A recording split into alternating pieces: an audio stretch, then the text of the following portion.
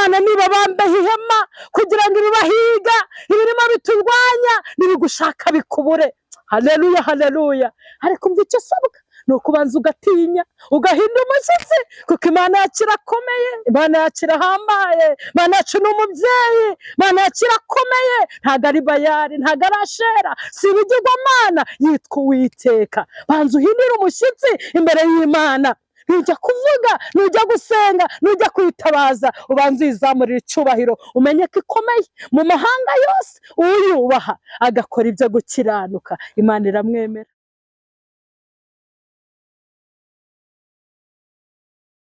Sashimwe, sashimwe, mugubwe neza, mumeze neza, amahoro y'Imana abane namwe. Ndagarutse kugira ngo tuganire ijambo ry'Imana. Reka mbanze mbibwire kandi, nitwa Musabimana Fortune, ndakijijwe, situmaze kumenyerana. Imana ibaha umugisha.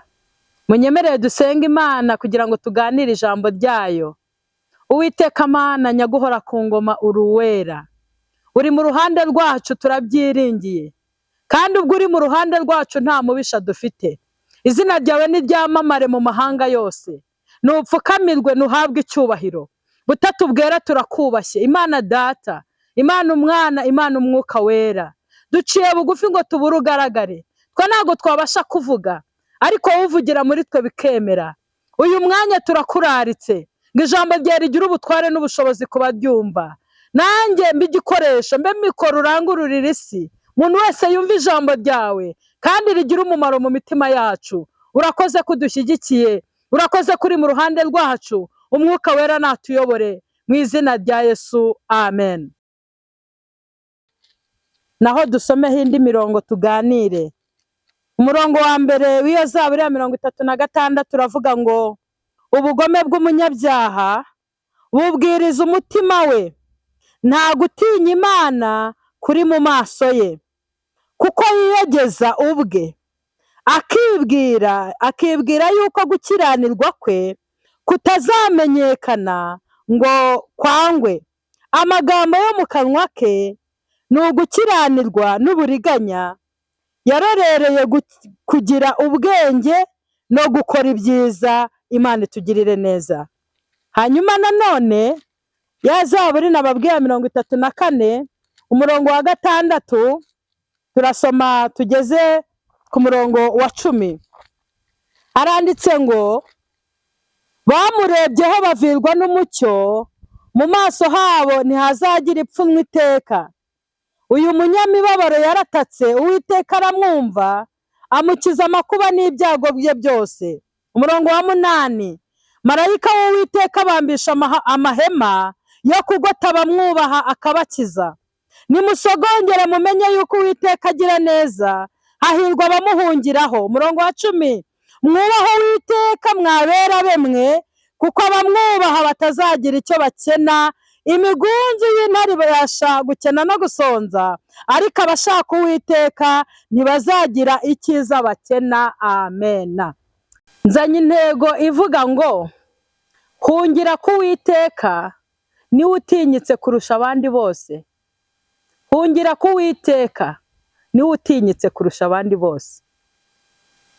Amen. Imana ishimwe cyane, Imana ihimbazwe. Dusomye ijambo rikomeye, ijambo riri muri Zaburi ya 36, kandi izi Zaburi urabona ko ari Zaburi yanditswe na Dawidi. Dawidi ni umuntu ukomeye cyane.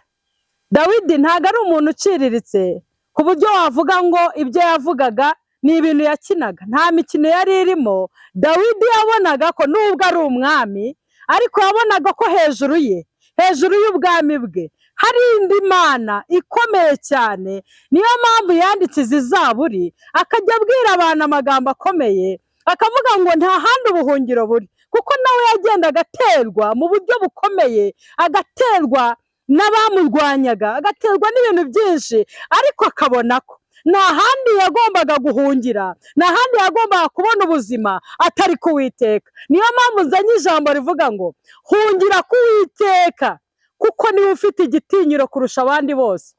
Buriya kugira ngo ugere ahantu ubashe guhunga, uhungire ahantu ntuhatererwe, cyangwa se abakwirukaho cyangwa ibikwirukaho bye kutakubona, ni uko uba uhungiye ahakomeye kurusha aho uvuye, ni uko ahantu uba uhungiye haba hari uburinzi kurusha aho uri kuva.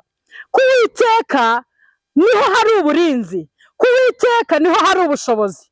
Ariko iyi Zaburi ya 36 abanza abwira abantu ko aba bantu biyiringira ubwabo, bakicara ku buriri bwabo, bagakora ibyaha, bagakora ibizira, bakumva yuko ubuzima barimo, bakumva bariyemeye, bakumva Uwiteka ntibamukeneye, hanyuma imitima yabo ikaba iri mu byaha, ibyo bibwira gusa ari ibicumuro. Umuntu yumva ko kuba abayeho ari imbaraga ze, kuba waryamye ukabyuka ukumva ni ubushobozi bwawe, kuba ubona abana bawe baryamye bakabyuka ari bazima ukumva ko ari izindi mbaraga wakoresheje. Hari abashyiraho uburinzi butandukanye, hari abashyiraho imbwa zikarara zimoka, hari abashyiraho iki, ariko ibyo ntabwo byakurinda urupfu.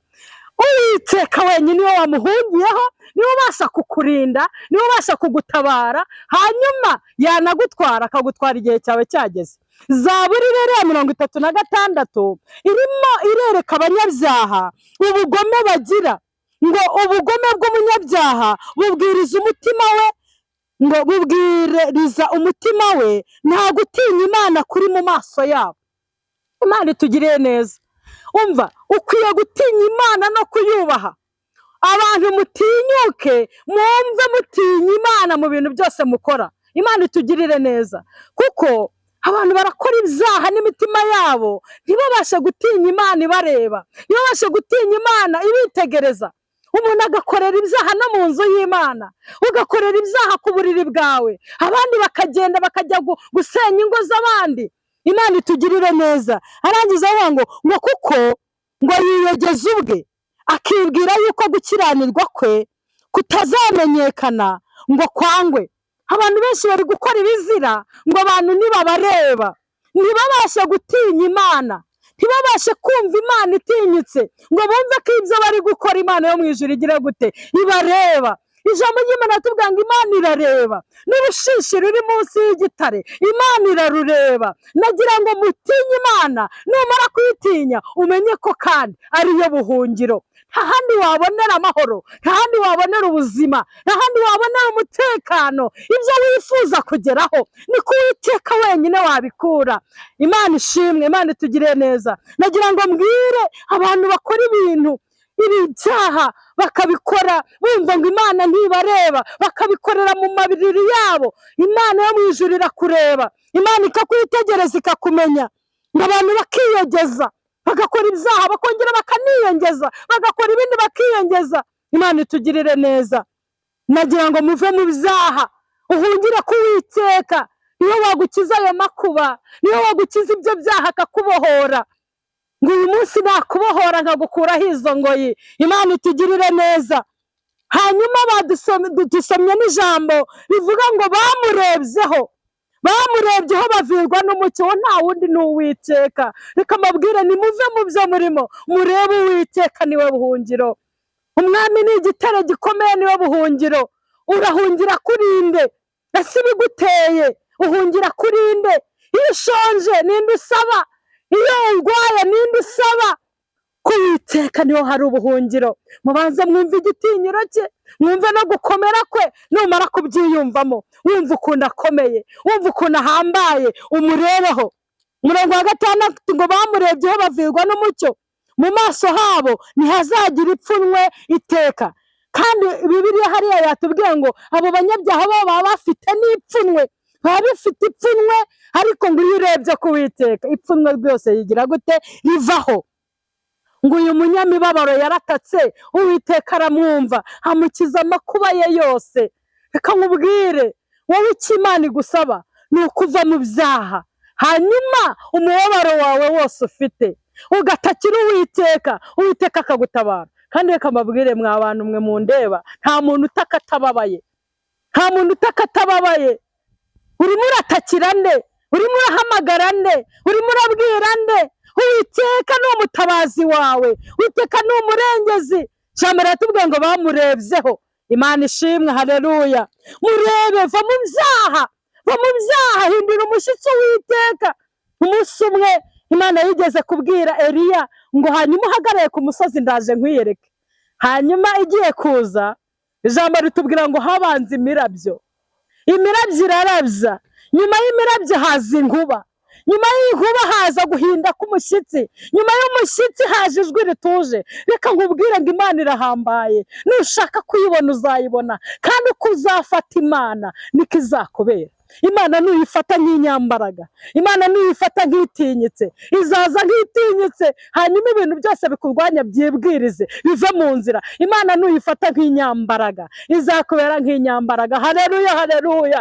Imana nuyifata nk'umubyeyi, izaza ikubere umubyeyi. Imana nuyifata nk'umwami ukomeye usumba abami bose, izakubera Imana, izagubera byose, izagutabara. Imana ishimwe. Umunyamibabaro yaratatse, Uwiteka aramwumva. Ijambo riratubwira ngo Uwiteka abamusenga bataryarya arabumva, arabumva. Reka nkubwire ngo uwo mubabaro ufite mu mutima wawe baje utungane. Numara gutungana umubabaro wawe uwereke Uwiteka, Imana izagutabara. Imana ishimwe. Marayika w'Uwiteka araza akabambisha amahema akagota abamwubaha. Mvugira ngo haleluya, mvugira ngo amena, haleluya. Uwiteka araza akakubambaho ihema, akakubambaho ihema. Ntago ari aya mahema aya ngaya yabasha gutoboka, n'imitaka yabasha gushwanyuka, ariko baroko Imana niba bambaye ihema kugira ngo ibibahiga, ibirimo biturwanya nibigushaka bikubure. Haleluya, haleluya. Ariko umva icyo usabwa ni ukubanza ugatinya, ugahinda umushyitsi, kuko Imana yacu irakomeye, Imana yacu irahambaye, Imana yacu ni umubyeyi, Imana yacu irakomeye. Ntago ari Bayali, ntago ari Ashera, si ibigirwamana, yitwa Uwiteka. Banza uhindire umushyitsi imbere y'Imana. Nujya kuvuga, nujya gusenga, nujya kwitabaza, ubanza uyizamurira icyubahiro, umenye ko ikomeye mu mahanga yose. Uyubaha agakora ibyo gukiranuka, Imana iramwemera. Nimusogongere, kuko iyo umuntu akubwiye ngo usogongere ntago ari ukunywa.